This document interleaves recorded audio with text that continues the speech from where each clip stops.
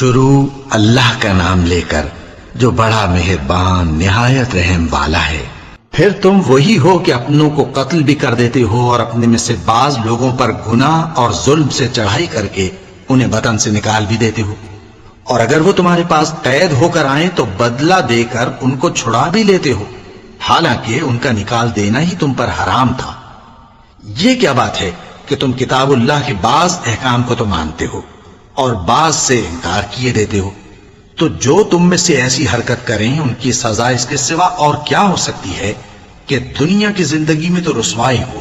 اور قیامت کے دن سخت سے سخت عذاب میں ڈال دیے جائیں۔ اور جو کام تم کرتے ہو اللہ ان سے غافل نہیں۔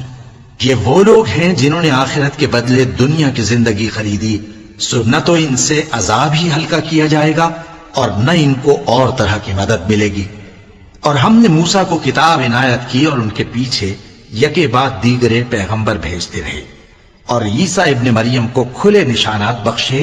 اور روح القدس یعنی جبرائیل سے ان کو مدد دی۔ تو کیا ایسا ہے کہ جب کوئی پیغمبر تمہارے پاس ایسی باتیں لے کر آئے جن کو تمہارا جی نہیں چاہتا تھا تو تم سرکش ہو جاتے رہے، اور ایک گروہ انبیاء کو تو جھٹلاتے رہے اور ایک گروہ کو قتل کرتے رہے، اور کہتے ہیں ہمارے دلوں پر پردے ہیں؟ نہیں، بلکہ اللہ نے ان کے کفر کے سبب ان پر لعنت کر رکھی ہے، بس یہ تھوڑے ہی پر ایمان لاتے ہیں۔ اور جب اللہ کے ہاں سے ان کے پاس کتاب آئی جو ان کی آسمانی کتاب کی بھی تصدیق کرتی ہے، اور وہ پہلے ہمیشہ کافروں پر فتح مانگا کرتے تھے، پھر جس چیز کو وہ خوب پہچانتے تھے جب ان کے پاس آ پہنچی تو اس سے منکر ہو گئے، بس کافروں پر اللہ کی لعنت۔ جس چیز کے بدلے انہوں نے اپنے تئیں بیچ ڈالا وہ بہت بری ہے، یعنی اس جلن سے کہ اللہ اپنے بندوں میں سے جس پر چاہتا ہے اپنی مہربانی سے نازل فرماتا ہے۔